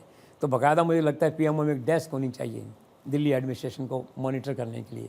तो चुनौती सबसे बड़ी यही है, जो वायदे आपने किए हैं साफ़ सुथरे प्रशासन के, अच्छी गवर्नेंस के, वो आप पूरे करते हैं कि नहीं। दैट्स ऑल जी सर, अब आखिर कैसे काम करेगी मोस्ट अवेटेड दिल्ली की डबल इंजन सरकार और प्रधानमंत्री नरेंद्र मोदी का जो सपना है दिल्ली को मॉडर्न सिटी बनाने का, क्या वो सच होगा? बिल्कुल सच होगा। मेरा ऐसा अनुमान है कि नरेंद्र मोदी विदेश से लौट के आएंगे, शपथ होगी, उसके 10-15 दिन में कोई एक बड़ा पैकेज डेवलपमेंट का दिल्ली सरकार के लिए जाएगा। मेरा मानना है कि जो कश्मीर को 70,000 करोड़ रुपये, 75,000 करोड़ रुपये दिए थे, तो दिल्ली को तो 1 लाख करोड़ रुपये देने ही होंगे आप डेवलपमेंट के लिए। तो इस पर तो सबको भरोसा है कि नरेंद्र मोदी ने जो कहा है कि विकसित दिल्ली बनाएंगे हम एक तरह से, तो मान के चलिए आप। लोग जैसे कई बार शीला दीक्षित को याद करते हैं कि उस समय काम हुए थे डेवलपमेंट के, तो मुझे ऐसा लगता है भाजपा की डबल इंजन सरकार जो है ये शीला दीक्षित को भुलाने की कोशिश करेगी और अपने डेवलपमेंट एजेंडा को उससे आगे ले जाने की कोशिश करेगी। तो at least I am very confident कि ये जो डेवलपमेंट का एजेंडा है ये चलेगा। और दिल्ली में क्या है, डेवलपमेंट में in the next 1 year you will see a sea change in Delhi development scenario. This is my assessment. Sir, Kejriwal के यमुना के जहरीले पानी वाली बॉल पर नरेंद्र मोदी ने छक्का कैसे मारा? वो तो हमेशा प्रतीक्षा में रहते हैं कि सामने वाला कोई गलती करे तो उसको पीटें। ये कई चुनाव में हुआ, गुजरात में हुआ और कई चुनाव में जो नारा वो लेके आते हैं कांग्रेस वाले, अपोजिशन वाले, उस पर छक्का लगाते हैं वो। इस बार सामने छक्का खाने की जो बारी थी वो केजरीवाल की थी। तो जाने अनजाने उन्होंने कह दिया कि यहाँ तो पानी में जहर मिला हुआ है, जहर है। नरेंद्र मोदी ने पकड़ लिया उस मामले को और कहा मैं 11 साल से दिल्ली में यमुना का पानी पी रहा हूँ, मुझे तो कुछ नहीं हुआ। हरियाणा के मुख्यमंत्री खड़े हो गए, सबके सामने पानी पी रहे हैं यमुना का और कह रहे हैं मुझे तो कुछ नहीं हुआ, मैं तो सुरक्षित हूँ। तो उल्टा पड़ गया। बल्कि नरेंद्र मोदी ने इसे इमोशनल कार्ड में कन्वर्ट कर दिया, गंगा की तरह, प्रयागराज की गंगा की तरह यमुना को उन्होंने एक तरह से दूसरी गंगा बना दिया, एक इमोशनल कार्ड प्ले कर दिया। और ये मेरा दावा है, आप देखना कि आने वाले समय में यमुना पे तीर्थयात्रियों की संख्या आने वाले समय में ऐसी ही बढ़ेगी जैसे गंगा प्रयागराज में होती है। नरेंद्र मोदी जुड़ गए ना, एक कैंपेन हो जाता है नरेंद्र मोदी पिक्चर में आते ही। और देखिए नरेंद्र मोदी ने क्या कहा, केजरीवाल ने तो कहा कि जहर का पानी है, बाद में माफ़ी भी मांगी। नरेंद्र मोदी ने कहा कि यमुना मैया जो है ये मेरी प्रेरणा है, हमें वो देती है, आशीर्वाद देती है। और दिल्ली का जो अस्तित्व है ये यमुना माँ की गोद से ही बना हुआ है, उसी में छिपा हुआ है जो है। लेकिन आपदा वालों ने वही जो पॉपुलर नारा है, यमुना की दुर्दशा की, दिल्ली के निवासी आहत हैं, मैं इंश्योर करूंगा कि वापस यमुना दिल्ली की पहचान बने, अर्थात एक नई साफ सुथरी विकसित यमुना जो है वो दिल्ली वालों को दिखाई दे। तो दिल्ली वालों का यमुना का था इस तरह का, जिसका नरेंद्र मोदी ने इनकैश किया, and it paid rich dividends in these election results. Sir क्या ये सच है कि पीएम मोदी के middle class budget relief card ने इस चुनाव के सभी जो समीकरण थे उनको बदल दिया? बिल्कुल सही है। बस मैंने कहा ना आपसे कि पहली बार ये हुआ कि जो मिडिल क्लास वाले लोग थे, अपर मिडिल क्लास और ओबीसीज, ये एकजुट हो गए गरीब के प्रति, विज़ पुअर, जो केजरीवाल की कॉन्स्टिट्यूंसी थी। और उनके मन में एक दुख था, केजरीवाल की सरकार तो हर समय गरीब को मुफ्त बांटने में लगी रहती है, हमारा ध्यान कब होगा। और जो मिडिल क्लास है सिविक एडमिनिस्ट्रेशन से प्रभावित थी, इसकी दुर्दशा से प्रभावित थी, उनका भरोसा टूट रहा था। आप देखिए, तो इसीलिए कहा गया कि 67% जो वोटर की जो स्ट्रेंथ है मिडिल क्लास है, यहाँ पे जो है they played a great role against Kejriwal. और नरेंद्र मोदी ने 2 मास्टर स्ट्रोक काम किए इसी प्रोसेस में। इससे 3 दिन पहले ही चुनाव से जो है बजट पेश हुआ सीतारमन का, मिडिल क्लास के लिए 1 लाख करोड़ का बजट लाया गया। कहाँ केजरीवाल कंपेयर करोगे आप उससे, कहाँ वो कम्पीट करेगा उससे। और इससे पहले 8वां वेतन आयोग, तो सरकारी कर्मचारी मिडिल क्लास तो धन्य धन्य हो गए जो है, उनको आना ही था इधर। तो मास्टरमाइंड स्ट्रैटेजी है, और ये पॉजिटिव स्ट्रैटेजी है। सबसे बड़ी बात ये है, चुनाव जीतने के लिए अगर आप पॉजिटिव स्ट्रैटेजी करते हैं, पॉजिटिव कंट्रीब्यूशन करते हैं तो कोई दिक्कत नहीं है। आप नेगेटिव करते हैं तो लोग सोचते हैं कि इट इज़ पॉलिटिक्स। तो इस प्रकार से क्या है कि मिडिल क्लास जो है ये पूरी शिफ्ट हो गई है। तो अब भाजपा के लिए एक चुनौती ये भी है कि ये मिडिल क्लास जो शिफ्ट हुई है, इनकी आकांक्षाएँ पूरी हों, वो इनके साथ ही खड़े रहें, वापस लौट के वहाँ नहीं चले जाएँ। सर, अरविंद केजरीवाल को हराने वाले भाजपा के प्रत्याशी प्रवेश वर्मा की जिद थी कि वो केजरीवाल के खिलाफ ही चुनाव लड़ेंगे। प्रवेश वर्मा का ये मूव कैसा था? ये उनका करेज एंड कन्विक्शन है, वेरी इंप्रेसिव, वेरी एनकरेजिंग। मैंने सुना कि अमित शाह ने कहा था कि भाई चुनाव लड़ना है तो कहीं और से लड़ो, हार जाओगे यहाँ से। उसके भाई साहब मैं तो यहीं से लड़ूंगा और जीतूंगा और हरा के दिखाऊंगा। हो गया काम पूरा, दिखा दिया उन्होंने। तो करेज कन्विक्शन है, इसकी तारीफ होनी चाहिए। और बाकी अन्य बातों के अलावा उनका जो दावा है मुख्यमंत्री बनने का, उस पर गंभीरता से विचार होना चाहिए इतने करेज और कन्विक्शन वाले आदमी का। This is all. सर, आम आदमी पार्टी की शर्मनाक हार के बीच में जो अरविंद केजरीवाल हैं, मनीष सिसोदिया सरीखे जो इतने वरिष्ठ नेता और मजबूती से लड़ने वाले नेता थे, वो कैसे चुनाव हार गए? वो चुनाव हार गए क्योंकि आजकल जनता क्या डिसाइसिव मैंडेट देती है। दूसरा क्या कि अरविंद केजरीवाल के चेहरे को नरेंद्र मोदी ने इतना डिसमेंटल कर दिया था, आप जिसे कहते हैं, कि चुनाव लड़ने लायक वो खड़े नहीं थे। भ्रष्टाचार की बात है, निकम्मेपन की बात है, और बात है, इतना ज़्यादा हो चुका था। पर्सनैलिटी वॉज किल्ड जिसे कहते हैं। और फिर जो है आप देखिए सिसोदिया की भी जनता चूँकि डिसाइसिव मैंडेट देती है, और चूँकि जोड़ीदार थे ये, और वैसे एक ज्योतिष ने जयपुर में कुमार गणेश उन्होंने कह दिया था कि ये दोनों चुनाव हारेंगे। तो जन्मपत्र खेल अपनी जगह हैं, लेकिन बेसिकली क्या है कि Kejriwal had lost his image totally and personality because of his standing against Narendra Modi. जहाँ उनको हारना ही था, ये था। सिसोदिया की तकदीर गई है। Sisodia was comparatively a better candidate comparatively between the to, लेकिन जन्मपत्री में था हारना, तो हार गए। जी सर, बीजेपी की प्रचंड जीत एक तरफ, लेकिन क्या ये चुनाव अरविंद केजरीवाल पर एक रेफरेंडम था? कह सकते हैं। वैसे देखो, 2 बातों में चयन है। एक तो क्या नरेंद्र मोदी के चेहरे पे, उसकी आवाज़ पे वोट पड़ा, इसका उत्तर है हाँ। और सेकंड ये कि क्या इस पे रेफरेंडम था और नेगेटिव रेफरेंडम था इसके ऊपर, इसका उत्तर है हाँ। तो दोनों बातें सही हैं। नरेंद्र मोदी के चेहरे पे था, चुनाव जीतना था, और इसका चूँकि चेहरा जिसे कहना चाहिए एक विलोप हो गया था चेहरे का। आप होली पे जाते हैं ना, चेहरे पे इतने रंग डाल देते हैं लोग, फिर पहचान में नहीं आता कि किसका चेहरा है। फिर घर आके साबुन लगाओ, ये लगाओ, वो लगाओ, फिर आदमी उसको ठीक करता है चेहरे को जो है। तो अभी क्या है कि केजरीवाल का चेहरा जो है वो पुता हुआ चेहरा है। भाजपा ने उसके चेहरे को पुता हुआ चेहरा बना दिया है एक तरह से। उसको साफ करने में समय लगेगा, दैट वे जो है। हाँ, तो रेफरेंडम जो है वो आप कह सकते हैं रेफरेंडम था। और सबसे बड़ा रेफरेंडम तो ये हुआ ना, हार के और कारणों के अलावा देखो, आप केजरीवाल को अगर क्रिटिकली क्रिटिसाइज़ करते रहेंगे वन वे, तो वो भी ठीक नहीं होगा। आपको ये देखना होगा कि कांग्रेस भी एक मेन कारण थी, कांग्रेस का सपोर्ट का नहीं होना, अलायंस नहीं होना था। तो ठीक है, केजरीवाल की नेगेटिव पर्सनैलिटी एक कारण है, कांग्रेस का साथ नहीं देना दूसरा कारण है, और इन दोनों से बड़ा एक कारण है नरेंद्र मोदी के सामने केजरीवाल का टकरा जाना और फिर नष्ट हो जाना। सर एक और बड़ा कारण लगता है कांग्रेस और आम आदमी पार्टी दोनों का, तो आपको क्या वजह रही कि दोनों का एंड वक्त पे अलायंस नहीं हो पाया, और केजरीवाल ने क्या हरियाणा में जो कुछ किया उसका बदला लिया कांग्रेस ने, और अब क्या होगा इंडिया गठबंधन का, इन सारी तमाम चीज़ों में आपको क्या लगता है? Once again bad luck for Kejriwal and maybe equally for Congress also, वो अभी नहीं कह सकते, टाइम विल टेल। मुझे ऐसा लगता है कि lack of maturity between the two leaders and जिसे कहना चाहिए टाइनी एडवाइजर्स जो है और both the leaders, they are basically they can be held responsible for this debacle, for this non alliance between Congress and AAP. और दोनों ही नेता जो है अपने सलाहकारों के हाथ में खेले, अपरिपक्व रहे, और भाजपा के लिए गोल्डन अपॉर्चुनिटी आनी थी और नरेंद्र मोदी को हराना वैसे बड़ा मुश्किल था, तो ये कारण हुए। लेकिन इनका गठबंधन क्यों टूटा, आपने पूछा, इसका तात्कालिक कारण क्या था? तात्कालिक कारण ये था कि उत्तर प्रदेश में जब कांग्रेस को प्रॉपर सीटें अखिलेश यादव ने अलॉट नहीं की, तो कांग्रेस ने कहा कोई बात नहीं, आप 2 सीट दे रहे हैं, थैंक यू, हम बिना इसके ही आपके खिलाफ खड़े नहीं होंगे, आपको सपोर्ट करेंगे, ठीक है।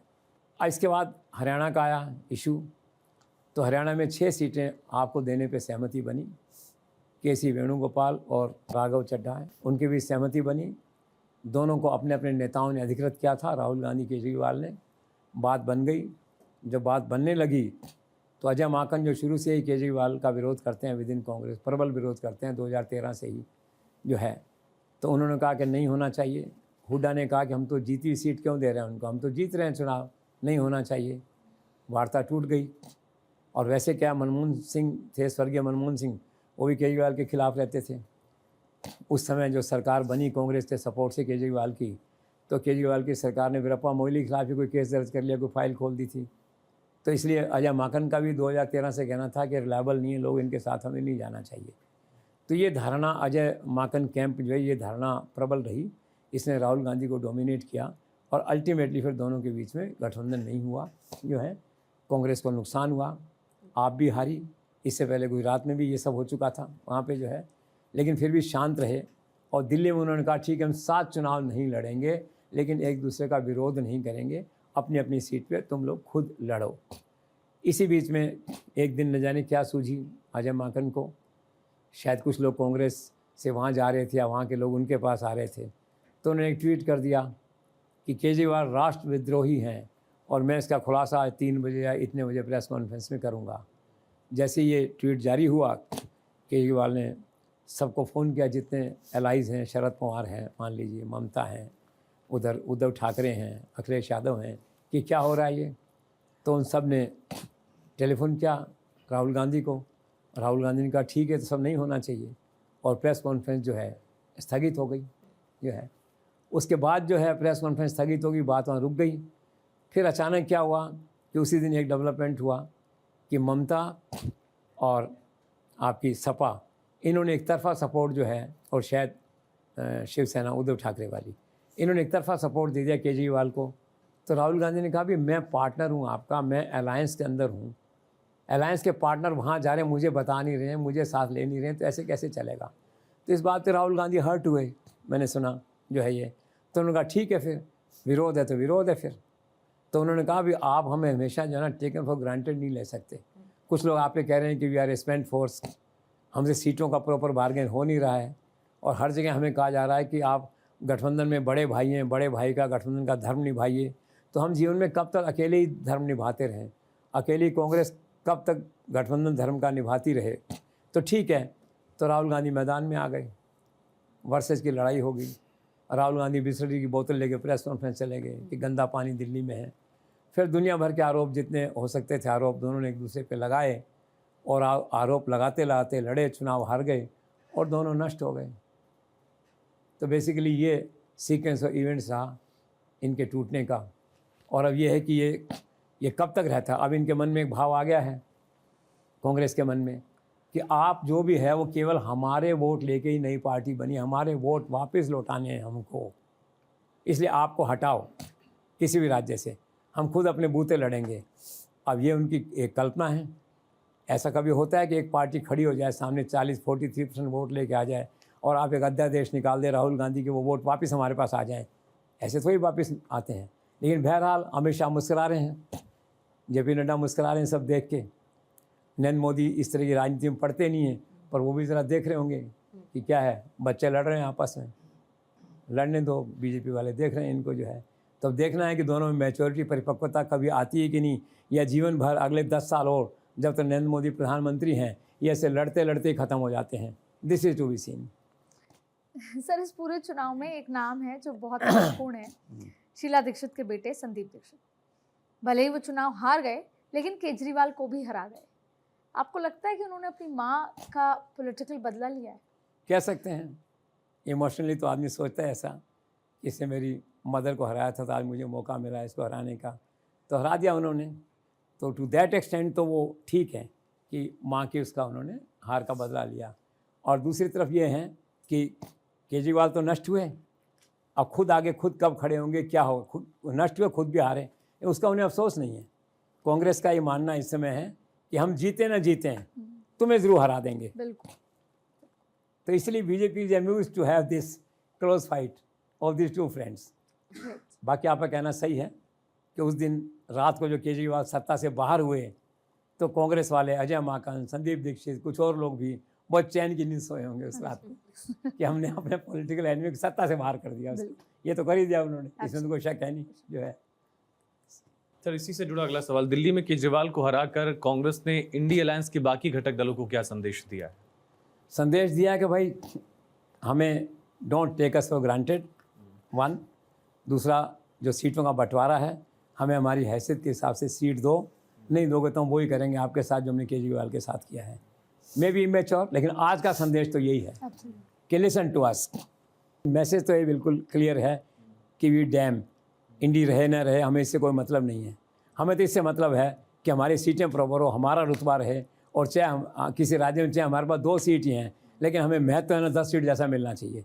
तो कांग्रेस में भी slightly unfair also at this moment, seat का बंटवारा मांगते समय जो है, लेकिन मन का भाव है उनका।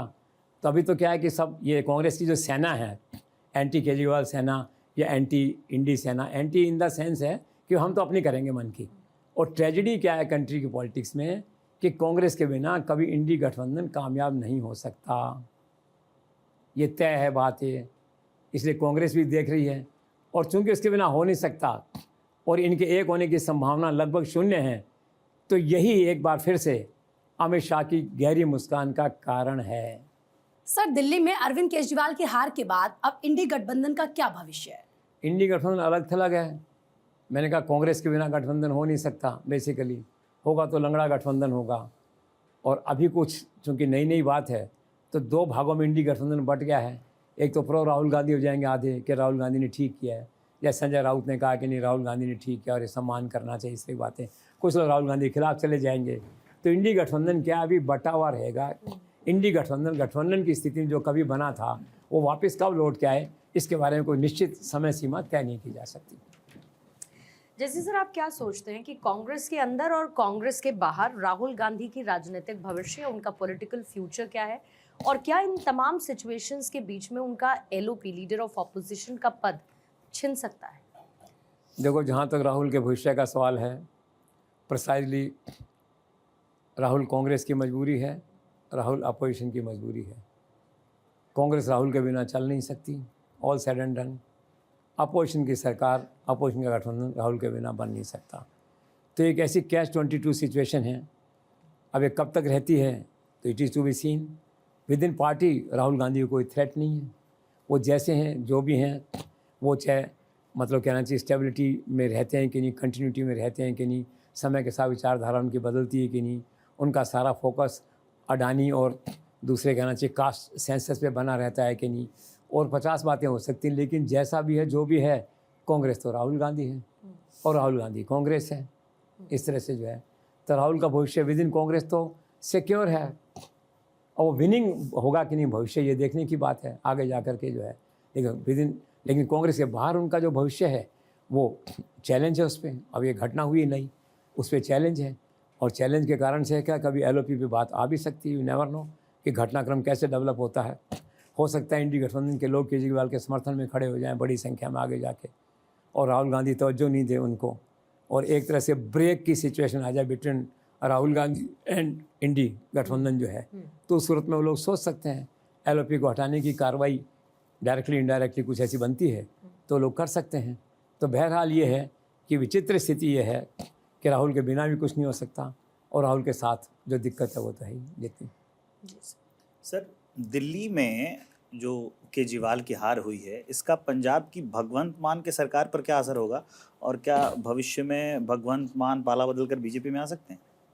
लगता नहीं है ऐसा, क्योंकि पिछली बार भी बात आई थी कई बार कि भाजपा में जा सकते हैं। हो सकता है शायद भाजपा ने एफर्ट नहीं किया उसमें कि नहीं पॉलिटिकल स्ट्रेटजी के तहत जो है।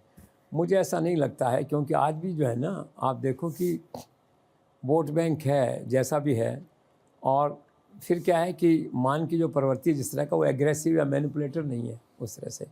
तो पता नहीं क्यों, मतलब सारे मीडिया का इंडिकेशन तो यही है कि पंजाब की सरकार की स्थिरता पे प्रभाव पड़ेगा, भाजपा उसको डाउन कर सकती है उस सरकार को, कुछ लोग पार्टी छोड़ के जा सकते हैं, मान नई पार्टी बना सकते हैं, वहाँ पे कुछ लोग टूट जाएं 1/3 तो राष्ट्रपति शासन लग सकता है। तो सारी संभावनाएं हैं, लेकिन पता नहीं क्यों मुझे ऐसा नहीं लगता है कुछ बड़ा पंजाब में होने वाला अभी, as if now, as if of today, ऐसा मुझे नहीं लगता। Let's see. सर, अब दिल्ली विधानसभा में आतिशी की अगुवाई में आम आदमी पार्टी कितना परफॉर्म कर पाएगी एक विपक्षी दल के तौर पर? ये उनके लिए चुनौती है। आज तक उन्होंने अपोजिशन का रोल कभी प्ले नहीं किया था, लेकिन कुर्सी सिखाती है, और उन्होंने स्टेटमेंट तो अच्छा दिया है और कहा we'll play the role of a constructive जो है अपोजिशन। और आतिशी की बात आई तो मुझे कल लेफ्टिनेंट गवर्नर की बात याद आ गई, यमुना से जुड़ी हुई। जब वो गई थी उन्होंने कहा कि यमुना का अभिशाप लग गया आप लोगों पे, एक तरह से जस्ट ए पासिंग रेफरेंस। तो आतिशी अच्छी वक्ता हैं, और शायद चुनाव भी इसीलिए जीती हैं, कंपैरेटिवली क्लीन फेस हैं, तो बोलेंगी, अच्छा करेंगी। और मुझे ऐसा लगता है कि थोड़ा सा जो उनका प्रदर्शन होगा वो केजरीवाल की तुलना में थोड़ा सा डिसेंट और डिग्निफाइड होगा। अपनी बात कहेंगी वो हाउस में, सरकार के खिलाफ बोलेंगी, भाजपा के खिलाफ बोलेंगी, लेकिन थोड़ा सा उसमें तार्किक होगा और थोड़ा सा डिसेंट होगा। केजरीवाल जैसा नहीं होगा, ऐसा मुझे लगता है। बाकी तो ठीक है, अपोजिशन है तो है, 22 लोग बैठे हुए हैं हाउस के अंदर जो है, इज़ ओके। सर, दिल्ली के चुनाव में हिंदू वोट फैक्टर क्या रहा, और ये जो नारा दिया था कि सेफ है, एक है तो सेफ है, इसका कितना प्रभाव रहा? इसका प्रभाव तो अंडर करंट है ये लोगों में। महाराष्ट्र में देखा आपने, दिल्ली में हालांकि मुद्दे दूसरे थे, ये मुद्दा नहीं था पोलराइजेशन का, लेकिन एक अंडर करंट तो रहता है। वो एक ऐसी बात चला दी थी उस दिन योगी ने, और फिर प्रधानमंत्री ने बहुत डिसेंटली कह दिया था उसी बात को, एक है तो सेफ है जो है, उसका अंडर करंट था। और हिंदू की जो बात है वो ये है कि दिल्ली एक हिंदू हार्टलैंड का मुख्य सेंटर माना जाता था। नरेंद्र मोदी के पास दिल्ली नहीं थी, हिंदुत्व कहो जिसे, कैपिटल, हिंदुत्व की कैपिटल कह दो आप, दिल्ली वो नहीं था। अब क्या है कि दिल्ली की जीत के साथ में सारा जो हिंदी हार्टलैंड है वो नरेंद्र मोदी की कमांड में, एक तरह से आज वो सारा का सारा जो है नरेंद्र मोदी को सलाम कर रहा है इन ए वे जो है। तो हिंदुत्व ऐसा सेकुलर नॉन सेकुलर कार्ड नहीं था, लेकिन अंडर करंट था लोगों के मन में, और दिल्ली की विजय के साथ में पूरी हिंदी हार्टलैंड पे आज भाजपा का कब्जा हो गया है। तो सर, क्या इस चुनाव में केजरीवाल के हार का कारण एम फैक्टर भी है? लगता है वो तो एम फैक्टर का मतलब है कि महिला, मिडिल क्लास, एमसीडी और शीश महल एक तरह से। और शीश महल का मुद्दा तो नरेंद्र मोदी ने क्या गजब एनकैश किया है, भाजपा ने, अमित शाह ने, नड्डा ने, उसके बाद क्या गजब एनकैश किया है। और ऐसा वास्तव में वो जो मुद्दे गले उतरे लोगों के केजरीवाल के खिलाफ, शराब वाला मामला उतरा, लेकिन ये शीश महल का और उतरा। उनका भी आप कहते थे मैं छोटी कार में चलता हूँ, नीले रंग की वैगन आर में चलता हूँ, बड़े मकान में नहीं रहूँगा, सिक्योरिटी नहीं लूँगा, ये सब उल्टा हो गया। और शीश महल क्या है कि सरकार, मकान होते हैं सरकार में, जब बनाने लगते हो तो PWD एस्टीमेट देती है, वो बढ़ते जाते हैं। जैसे घर का मकान बनाते हो आप उसको, मान लो 50 लाख से पता लगता है 75 लाख का बन गया एस्टीमेट, फिर उधार लेके बैंक से लोन लेके आप बनाते हो। तो केजरीवाल का चूँकि सरकार का पैसा था तो इसके मन में वो भाव नहीं रहा होगा अभी हम कम खर्चा करें या क्या करें। तो 33 करोड़ का वो मानते हैं, कोई 45 करोड़ कहता है। 33 करोड़ तो सीए जी ने मान लिया है कि खर्चा हो गया, इज़ टू मच।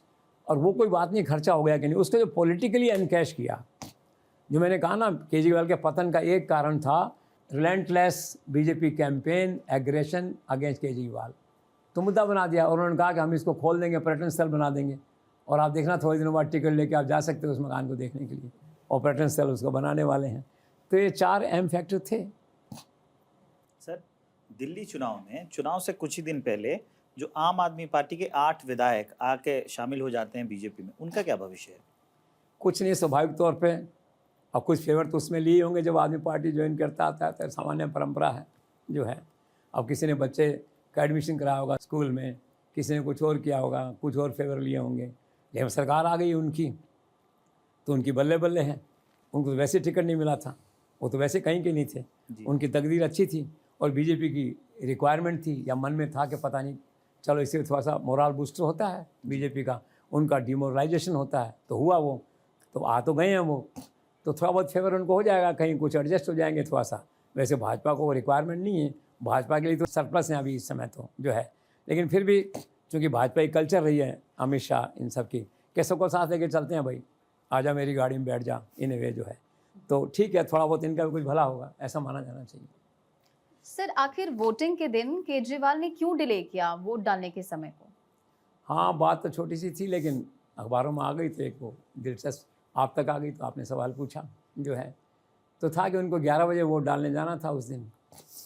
अब पता लगा कि नरेंद्र मोदी गंगा स्नान कर रहे हैं 11 बजे, सारा मीडिया वहाँ पे होगा, और चैनल्स में इस बार जो है बहुत होड़ थी नरेंद्र मोदी को लाइव करने की। ये मैंने ख़ास तौर पे नोट किया। हम तो हमेशा ही करते हैं, लेकिन कुछ और लोगों में होड़ थी इस बार की। हमारा तो सारा प्रेरणा केंद्रीय नरेंद्र मोदी जी लिखा हुआ है, इसका vision of new India channel का टैग लाइन ये है, लेकिन होड़ थी लोगों में। तो अब लगा केजरीवाल को, स्वाभाविक तौर पे फिर उनका पर्चा जाएंगे नॉमिनेशन करने, पेरेंट के साथ जाएंगे, उनको व्हील चेयर पर लेके जाएंगे। एक होता है, एक सीन होता है, फ़ोटो फ्रेम होता है, वो बनेगा तो कैसे बनेगा, नहीं बनेगा। तो 11:30 जो नरेंद्र मोदी गंगा स्नान किया और थोड़ा जब कवरेज हटे तब वो गए वहाँ पे। और मीडिया चूँकि काफ़ी लाभान्वित रहा है, Kejriwal has taken well care of media, most of media जो है।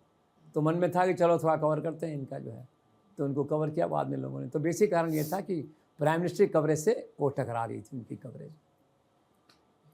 सर, क्या आपको लगता है कि दिल्ली के जो वोटर्स हैं उन्होंने अरविंद केजरीवाल के फ्रीबीज के बजाय प्रधानमंत्री मोदी के गारंटी कार्ड को ज़्यादा वैल्यू किया है या फिर ज़्यादा भरोसा जाहिर किया? ये बिल्कुल एक नई बात हुई है, और नरेंद्र मोदी ने खुद ने अपनी सारी चुनावी सभाओं में उन्होंने कहा कि ये जो फ्री बीज है हमारा, या जो ये 2500 रुपये महिला का है, और जो फ्री हेल्थ सर्विसेज का है, या झुग्गी झोंपड़ी को मकान में करने का है, ये जो फ्री बीज है घोषणा पत्र है भाजपा का, इसका मैं गारंटर हूँ।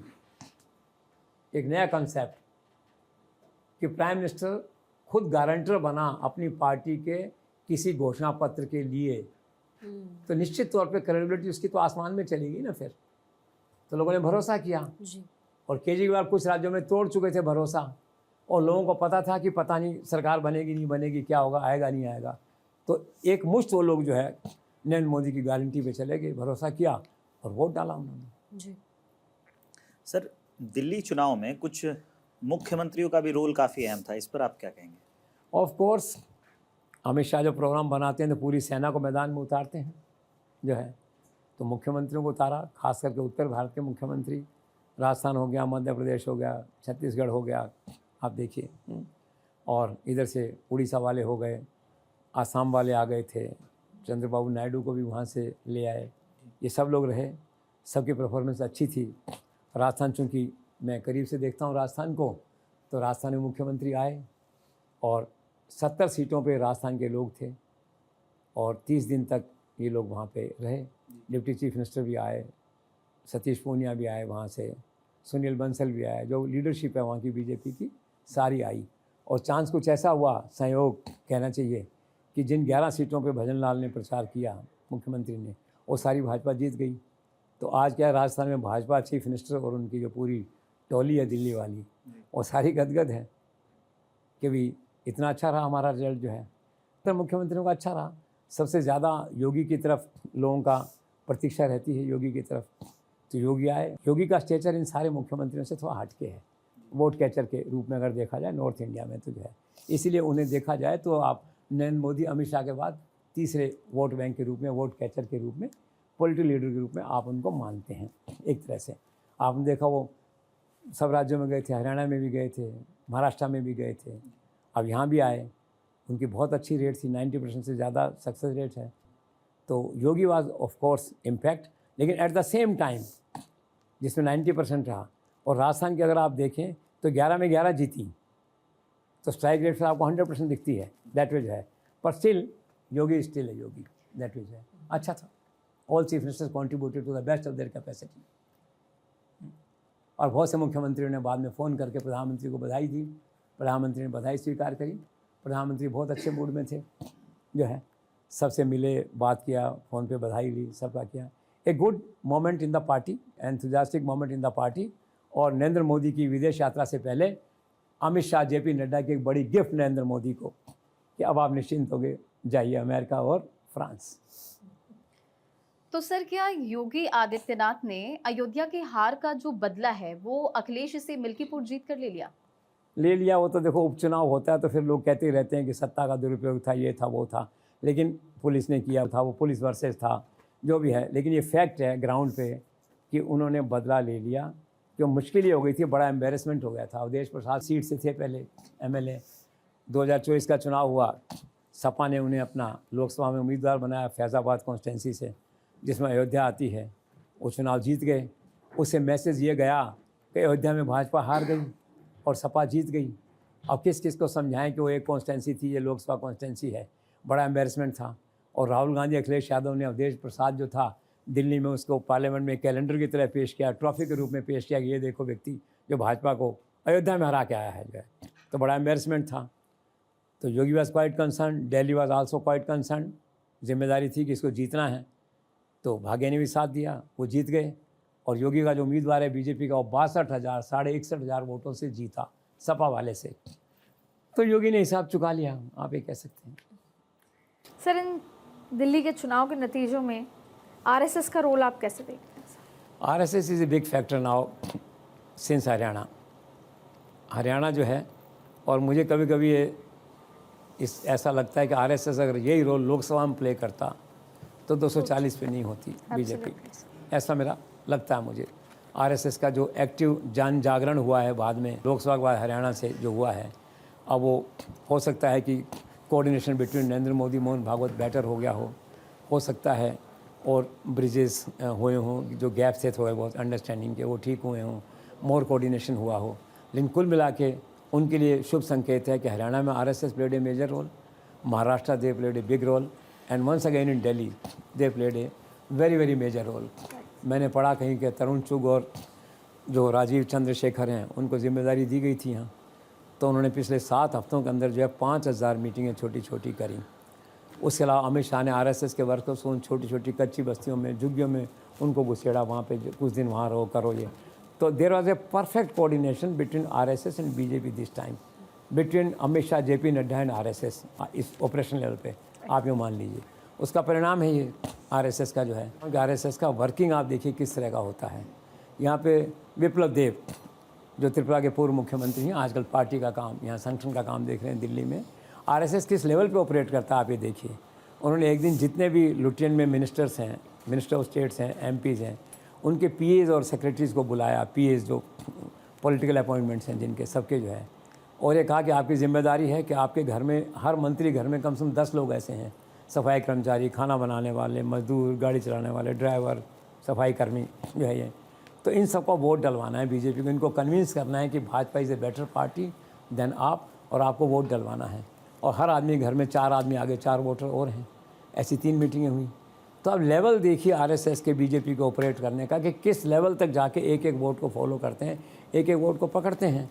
तो RSS of course is a big institution, and BJP plus RSS, no one can match their strength, their utility and their authority in the country, ये मान लीजिए। सर मैंने सुना है कि केजरीवाल को हरवाने के लिए कुछ बीजेपी नेताओं ने बैकडोर से कांग्रेस उम्मीदवारों को फाइनेंशियल और मोरल सपोर्ट दिया था, क्या आपने भी ऐसा सुना है? देखो राजनीति में होता है आमतौर पे, ये कोई नई बात नहीं है, लेकिन अब केजरीवाल हैं तो उन्होंने आरोप लगा दिया और 2 लोगों ने आरोप लगा दिए, तो पलट के संदीप दीक्षित ने जो है केस कर दिया, कोर्ट में केस चल रहा है उस तरह से जो है।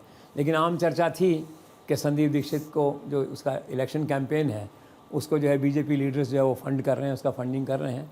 तो होता है राजनीति में सब इस तरह का जो है, और चेहरे के सामने तो होता नहीं है। और चूंकि सामने बात क्लियर थी कि कांग्रेस अगर मजबूत होती है आप हारती है, भाजपा जीतती है, वेरी ऑब्वियस जो है। तो मैंने भी सुना, अखबारों में पढ़ा, कहीं पे कोर्ट कचहरी भी हुआ। लेकिन अगर ऐसा हुआ है तो this is nothing new, part of the game, part of the election politics. Sir, शास्त्रों में लिखा है कि प्रतिशोध ही मृत्यु का कारण है। तो सर, क्या दिल्ली चुनाव में अरविंद केजरीवाल और राहुल गांधी के साथ यही हुआ? एग्जैक्टली यही हुआ। देखिए, एक दूसरे से प्रतिशोध लेते लेते खुद दोनों नष्ट हो गए। केजरीवाल नष्ट हुआ, वो तो अपेरेंट है। अब कांग्रेस नष्ट हुई कि नहीं, एक बार तो नष्ट ही है। वो घर में खुश हो जाएं, लेकिन जब घर से बाहर निकलेंगे तो लोग ये तो कहेंगे ना कि आपके कारण से वो सरकार हार गई, उनकी जो उनके समर्थक होंगे इनको कहेंगे, वाइस वर्सा जो है। तो प्रतिशोध में दोनों फिलहाल नष्ट हैं एक तरह से, और ये बात फैक्ट है। शास्त्रों में जो लिखा था उसको इन दोनों ने चरितार्थ कर दिया। प्रतिशोध मृत्यु का कारण है। अब आगे देखिए, मृत्यु ये स्थायी है या मृत्यु से पुनर्जीवित होते हैं, this is to be seen. कि इस मृत्यु का कार्यकाल कितना है, ये मृत्यु अस्थायी है, स्थायी है, कितने वर्ष की है, कितने महीनों की है, this is to be seen. Amit Shah also must be noticing very carefully कि इनकी जो ये संघर्ष हुआ, प्रतिशोध हुआ है, इसका अंतिम परिणाम क्या निकलता है। दिस स्टेटस, अभी जो राइवलरी है, this continues for another 5 years और it ends in another 1 year, this is to be seen. Sir, क्या दिल्ली और पंजाब में आम आदमी पार्टी की तरफ से महिला मतदाताओं से जो वादा किया गया था उसको तोड़ने की सज़ा क्या मिली दिल्ली चुनाव में? भी देखो, एक बार भरोसा टूटता है ना, फिर टूट जाता है वो भरोसा जो है। तो भरोसा उठा लोगों का, और इधर से क्या हुआ, नरेंद्र मोदी ने इनकैश कर लिया। उन्होंने कहा कि इनकी जो गारंटी है बीजेपी वालों की, मैं गारंटर उसका।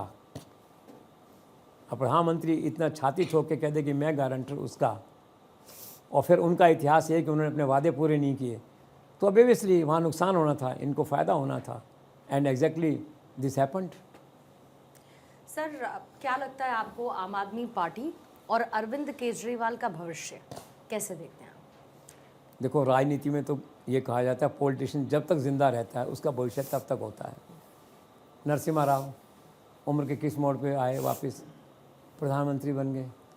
तो मैंने जयपुर में एक कोई किस्सा हुआ था, कभी तो मैंने पूछा था किसी ज़माने में, एक मंत्री से कुछ ऐसे थोड़ा हो गया था, नौकरी में थे, तो पूछा भी इनका कार्यकाल कितना है, तो चुनाव हार गए वो जो है। तो मुझे किसी ने कहा कि बधाई हो। मैंने कहा नहीं भाई, पहली बात तो हमारा कोई ऐसा झगड़ा नहीं था इस तरह का कि चुनाव हार जाएं वो, और दूसरा ये है कि पॉलिटिशियन जब तक जिंदा रहता है कब लौट के वापस आ जाएं कह नहीं सकते। अगला चुनाव हो गया, वो जीत के वापस आ गए, उन्होंने मुझे मिठाई खिलाई, गले लगाया और कहा कि हम दोस्त हैं। हमने कहा वेलकम है। तो बात का भाव ये है कहने का कि राजनीति में व्यक्ति जब तक जिंदा है वो कब लौट के आ जाए नहीं कहा जा सकता। लेकिन अपेरेंटली आज अरविंद केजरीवाल डिसग्रंटल्ड उस पॉलिटिशियन की श्रेणी में है। आज वो निराश है, हताश है, समाज में जिसकी कोई ज़्यादा प्रतिष्ठा या वो नहीं है, और पार्टी के भीतर भी लोग उसको, उसकी लीडरशिप को एक तरह से जिम्मेदार मान रहे होंगे इस सारे डिबेकल के लिए। पंजाब में भी उसकी प्रतिष्ठा गिरी है। तो देखा जाए तो कुल मिला के आज जो है, आज उसका कोई भविष्य ऐसा इमीडिएट टाइम में कोई वापस वो खड़ा हो जाए केजरीवाल, ऐसा नहीं दिखाई देता है। रही बात आप पार्टी की, तो आप पार्टी दोनों जुड़े हुए हैं। एक प्रॉब्लम और है, कुछ और नए केसेस खुल सकते हैं जैसा मैंने पढ़ा कहीं। और दूसरा क्या है कि ईडी ने सुप्रीम कोर्ट में एक मुद्दा उठा दिया था कि भाई आप पार्टी को भी केजरीवाल के साथ साथ आप पार्टी को भी क्या हम एक्यूज़ बना सकते हैं, बनाना चाहिए। वो इशू शायद अभी सेटल नहीं हुआ है जो है। तो कुल मिला के क्या है कि अभी तो चुनौती और संकट का समय है, आगे अंधेरा है, भविष्य कोई बहुत ज़्यादा उज्ज्वल अभी दिखाई नहीं देता है। But this is all at present, कल को क्या हो you never know. Sir, budget में वित्त मंत्री के द्वारा बिहार को लेकर जो घोषणाएं की गई, तो क्या उसका असर बिहार चुनाव में दिखेगा? और दूसरा, दिल्ली चुनाव का जो परिणाम का जो असर रहा, तो क्या वो भी आने वाले समय में बिहार चुनाव में देखने को मिलेगा? इसके दो टुकड़े हैं। एक तो ये कि दिल्ली चुनाव परिणाम का क्या असर है। तो निश्चित तौर पे दिल्ली इज़ ए गेनर। तो नीतीश कुमार थोड़ा सा डिमोरलाइज हुए होंगे या भाजपा के ज़्यादा प्रभाव में आए होंगे, भाजपा का नैतिक प्रभाव बढ़ा होगा। संजय झा खुश हुए होंगे एक तरह से। अमित शाह भी देख रहे होंगे बैठ के, और चूंकि नीतीश कुमार सीधे प्रधानमंत्री से बात करते हैं तो प्रधानमंत्री भी केयरफुली वॉच कर रहे होंगे कि अब उनका मोराल तो है ना। हालांकि प्रधानमंत्री डे टू डे पॉलिटिक्स में नहीं है, लेकिन नीतीश कुमार के मन में ऐसा रहता है मैं तो सीधे बात करूँगा। तो कर लो भाई, बात तो वही होनी जो अमित शाह से होनी है, जेपी नड्डा से होनी है, कोई नई बात तो होनी नहीं है ये। तो मतलब कुल मिला के क्या है कि भाजपा का मोराल वहाँ बढ़ेगा, भाजपा पार्टी का पटना में ये है। और नीतीश कुमार की जो बार्गेन पावर है थोड़ा सा और कम होगी, अगर कोई बार्गेन पावर बची है तो।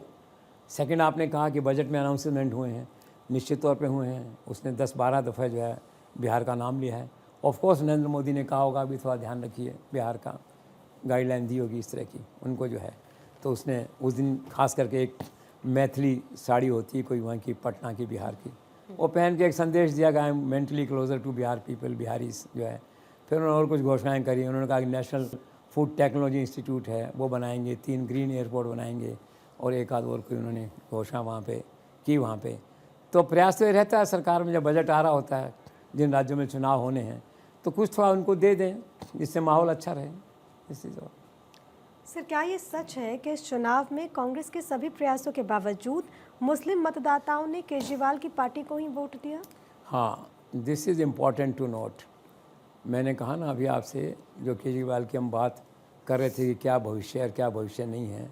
आप देखिए आज भाजपा के पास है 45.57% वोट शेयर, और आपके पास हैं 43.56, 2% का अंतर है, ठीक है। और मुस्लिम वोट आपके साथ आज भी खड़े हुए हैं। तो कोई भी पार्टी 40% वोट लेके भी हार जाए, ये बहुत रेयर होता है, लेकिन हुआ इस बार जो है। तो क्या है कि भाजपा की चिंता पूरे तौर पे समाप्त नहीं होती है। भाजपा की इस प्रचंड विजय से और केजरीवाल के पतन से चिंता पूरे तौर पे समाप्त नहीं होती, क्योंकि राजनीति संभावनाओं का खेल है और अमित शाह 5 साल की स्ट्रैटेजी पे काम करते हैं, आप देखते हैं। तो उनके ध्यान में पॉइंट ज़रूर रहा होगा कि इतना सब होने के बाद भी मुस्लिम वोटर उनके साथ खड़ा है। 5 में से 4 सीट उनके पास हैं आज, कांग्रेस के पास नहीं गया वो, और आज भी 40%, 43% वोट उनके पास हैं। तो this 2 are point of concern which must have been notice by BJP leadership. लेकिन बहरहाल जो आज की बात है, तो आज ये सब बातें इररिलेवेंट हैं। आज तो it's a time for BJP to celebrate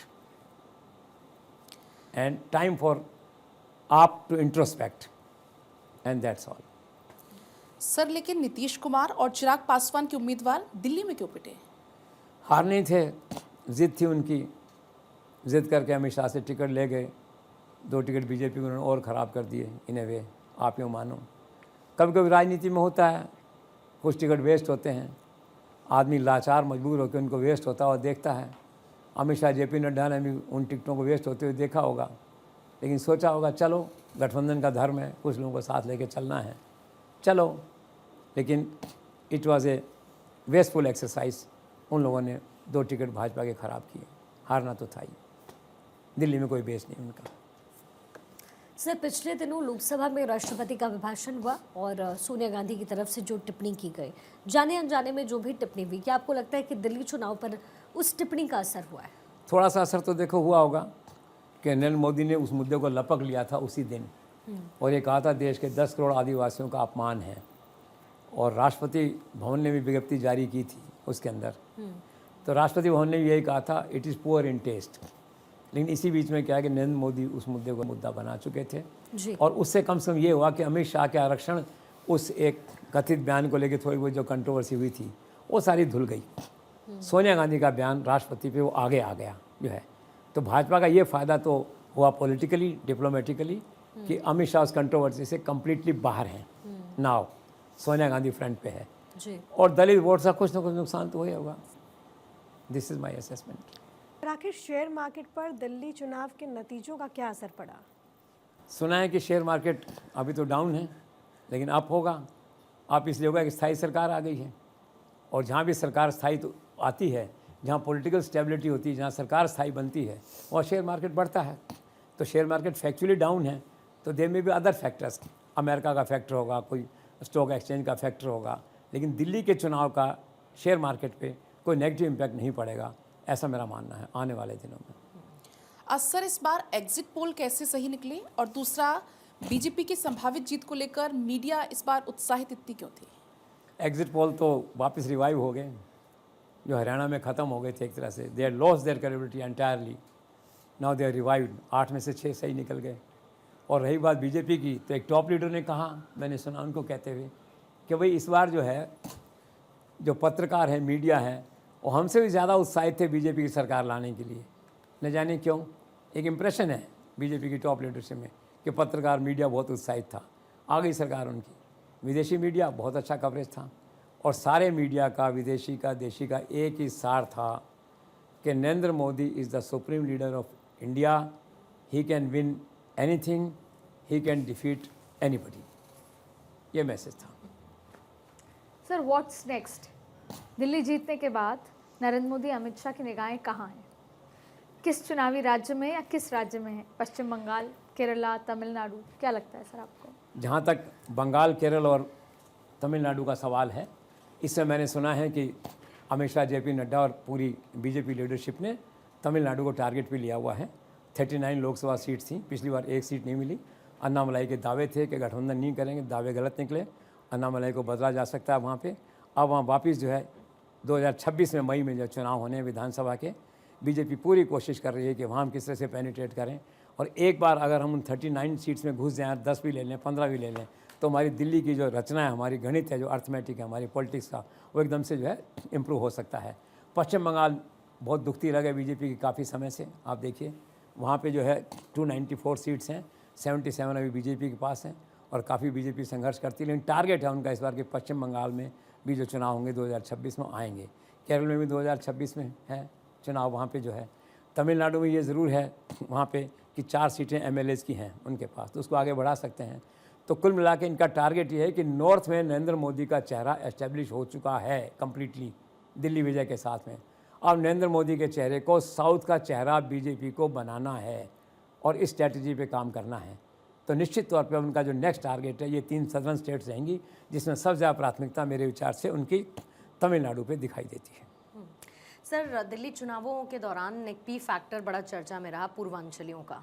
आपको लगता है कि जो दिल्ली में रहने वाले पूर्वांचली हैं, उनके लिए मोदी सरकार विज़ दिल्ली सरकार एक नया मंत्रालय बना सकती है?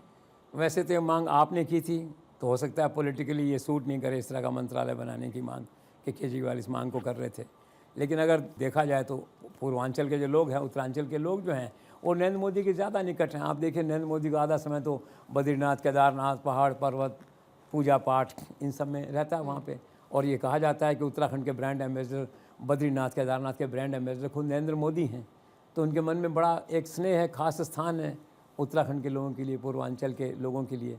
तो बड़ी बात नहीं कि एक मंत्रालय बना दें, एक राज्य मंत्री स्तर का कोई प्रभारी, स्वतंत्र प्रभारी उसके साथ जो है बना दें। उनको जो बना भी सकते हैं, आइडिया ठीक है। बस बात यह है कि आपने उठाया था इसको, तो अगर इसमें इस एंगल को छोड़ दिया जाए तो it's a good idea which I think political leadership can consider this, ऐसा मुझे लगता है। जी सर, एक इस्तीफा हुआ अचानक मणिपुर सीएम का, जो एक्सपेक्टेड भी था, लेकिन आपको लगता है इस्तीफे से वहाँ की स्थायी शांति बनेगी, बेहतर स्थिति होगी?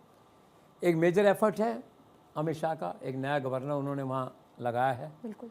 और उसी दिन उन्होंने कहा था कि इसको जल्द से जल्द हालात को मैं सामान्य करूँगा। और ये मुख्यमंत्री जो इनका इस्तीफा तो काफ़ी पहले होना था, मान नहीं रहे थे, पॉलिटिक्स खेल रहे थे। मैत्री की एक जो कैटेगरी को बिलोंग करते हैं, कुकी दूसरी कैटेगरी है, मामला उलझता रहा। अब अमित शाह क्या है ना, जो सोच लेते हैं भूलते नहीं उसको, time for the time being जो है उसको वो डेफर कर सकते हैं, पोस्टपोन कर सकते हैं। तब अचानक मौका आया उनके पास में। मौका ये आया कि वहाँ से 19 विधायक तो मौजूदा बीजेपी के जो मुख्यमंत्री के खिलाफ थे वो, और 10 कुकी और 5 कांग्रेस के विधायक दिल्ली आए, अमित शाह से मिले।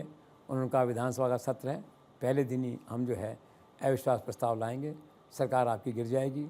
अगर आप चाहते हैं इसे बचाना तो हमारी पुरानी मांग को स्वीकार कीजिए, मुख्यमंत्री का इस्तीफ़ा ले लीजिए। कोई विकल्प नहीं था बहरहाल जो है, तो इस्तीफ़ा उनसे लिया गया। 2 घंटे की समझाइश हुई अमित शाह और जेपी नड्डा के लेवल पे, और ये इंश्योर करने के लिए कि वाकई इस्तीफ़ा राजभवन में दे दें ये, तो संबित पात्रा को साथ भेजा गया प्लेन में जो है। वो गए गवर्नर के यहाँ लेके, उनका इस्तीफ़ा करवाया वहाँ पे। और मैंने सुना है कि उन्होंने इस्तीफ़े के साथ ही लिखा है कि 3 महीने के लिए राष्ट्रपति शासन लगा दिया जाए, बाद में चुनाव करा दिए जाए। अच्छा प्रस्ताव है एक तरह से। तो प्रयास किया जाना चाहिए कि अभी जो कुल 250 लोग मारे गए, 60,000 लोग वहाँ विस्थापित हो गए, तो ये जो नया सेटअप है राष्ट्रपति शासन, उसके बाद में जो लोकप्रिय सरकार आएगी और अमित शाह का जो क्लोज मॉनिटरिंग है और जो भल्ला गृह सचिव थे वहाँ राज्यपाल बने हैं और आर्मी बिल्कुल क्लोज कोऑर्डिनेशन से काम कर रही है, तो ऐसा माना जाना चाहिए कि अब वहाँ शांति स्थापित होगी और हालात वहाँ सुधरेंगे आने वाले दिनों में, ऐसा मेरा अनुमान है। सर, छत्तीसगढ़ में नक्सलवाद के खिलाफ एक बड़ी कार्रवाई हुई, इसको लेकर आप क्या सोचते हैं? क्योंकि वहाँ पर सुरक्षा बलों ने 31 उग्रवादियों को मार गिरवाया। ये एक बड़ी कार्रवाई है। अगर देश की तरफ से देखा है तो कश्मीर के बाद अमित शाह का दूसरा सबसे बड़ा मिशन है नक्सलवाद को ख़त्म करना, 370 के बाद। प्रधानमंत्री और गृह मंत्री का जो 370 का था, उसके बाद अब नक्सलवाद का जो है ये भी मोदी सरकार का और ख़ास तौर पे गृह मंत्री का ये एजेंडा है। 31 मार्च 2026 से पहले नक्सलवाद को ख़त्म करना है, उन्होंने प्रॉमिस किया है। और उसी दिशा में पिछले दिनों आप देखिए केवल 40 दिनों में ही आई थिंक 84 जो है उग्रवादी जो है वो मारे जा चुके हैं और अब 31 से और कल मारे गए हैं। काफ़ी इफ़ेक्टिव ऑपरेशन हो रहा है और करो या मरो की नीति पे छत्तीसगढ़ के जंगलों में, बस्तर के जंगलों में काम हो रहा है। ये जो घटना हुई है ये महाराष्ट्र और छत्तीसगढ़ की बॉर्डर पे हुई है। तो मुझे पूरा भरोसा है कि जिस आत्मविश्वास के साथ जो है वहाँ की सरकार गृह मंत्रालय के सुपरविजन में जो काम कर रही है और जिस ढंग से अमित शाह ने इसे प्रतिष्ठा का प्रश्न बनाया हुआ है कि मुझे इसको ख़त्म करना है, तो आशा कर सकते हैं कि 2026 तक शायद 80-90% नक्सलवाद जो है ख़त्म हो सकता है वहाँ से, ऐसा मेरा अनुमान है।